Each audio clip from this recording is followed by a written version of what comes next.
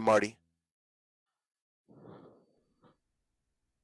Yeah, I tell guys, man, just focus on getting your bread right, becoming stable, continually improving on yourself, right? Make use of your time, right? If you're you need to be working full time, and you need to be developing skills that are going to help you to make more money in less time.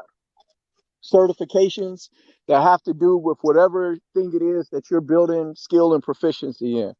And women like competence. They like men who are competent, consistent, and successful. And I'm gonna tell y'all a secret. Nobody tells you this. Everybody makes it seem you living your life in your 20s, and you really just can't see far enough down the road. When these women hit 30, that's when they lean hard into delusion or reality hits them. One of the two. They lean hard into delusion, and that's when you sit up and you see these women arguing with us about basic biology and reality, right? Or they have a reality check. And here's what happens with the reality check. A whole bunch of women that weren't looking at you before are lining up because they want a husband. And if you have become a man who is consistent and been productive, then you'll get to pick the best ones. You'll get to pick the best ones. Once them girls start hitting 27, once you in your early 30s, you watch how this shit flips. It's mind blowing. Nobody told me. Nobody told me.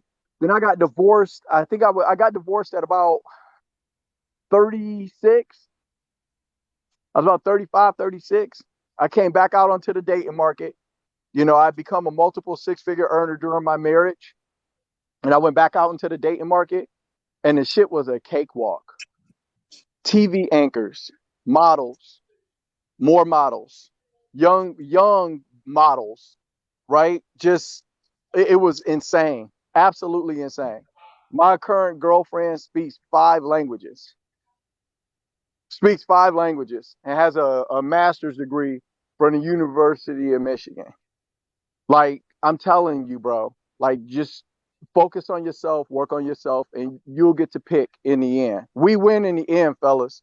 Just don't let them push you off your square. And then not only that, here's the thing. Make sure that you let these women suffer their consequences too. Don't come in saving them. Don't come in saving them. If they had a baby with Delonte, let her and Delonte work that out.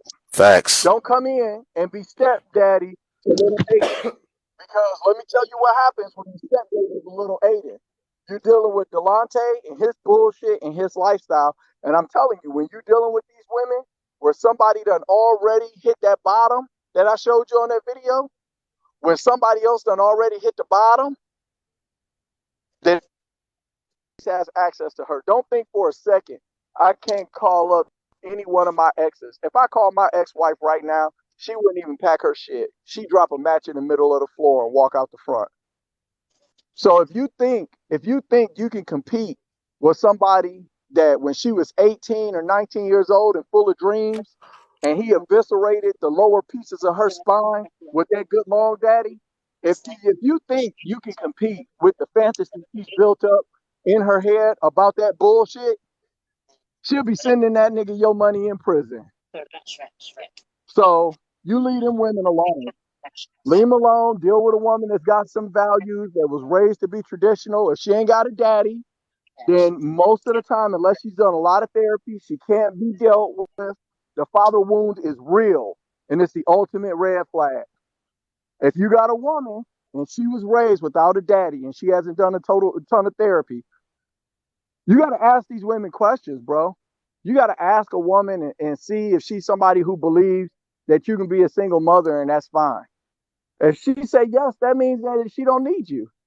She don't think she needs you. You don't ask her how many bodies she got. Ask her if body count matters. If she say, nah, that don't really matter. You know, people be, sweetheart, you right. Go ahead, bend over. I'll see you later. Don't sit up and chase these women around. When they got these mindsets that are absolutely broken, if you're a guy who wants a family,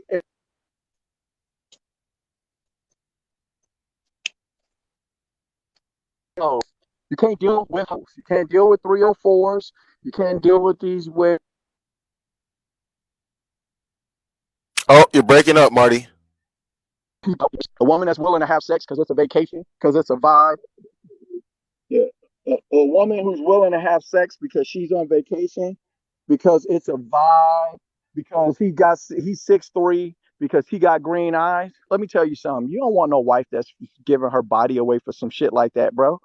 That means that when you marry, when she sees somebody who's 6'5", she'll think to herself, "Ooh, there was a time I would have, ooh, ooh." She got somebody that she work around. She's seeing him every day, right? He got green eyes and he this, that, and the other. She normally gets some ass up over that. It don't take a commitment, not for her. She done fucked 10, 15 dudes off of a vibe. So she vibing with some niggas at work. While you at work. She vibing with some nigga at the grocery store while you at work. She vibing with the plumber. You don't need that type of bullshit in your life, bro. And these women statistically divorce at rates that are astronomical, bro. 90% rates. Women with the likelihood of a woman that has a master's degree divorcing you is at 90 fucking percent. What in the hell? What the hell? You know why? It's not because of the education. It's because you spent all them years in college getting your back blown out. Because that's what you're doing. Because women in our culture, unfortunately, other women go to college to get an education and find their husband, and our women go to college so that they don't need a husband. So they do whatever in the fuck they want, and then when it's time for them to settle down and somebody's supposed to give them a commitment and take them serious, they talking about their trauma. And they talking about your emotional intelligence when the last man they dealing with can't fucking spell intelligent.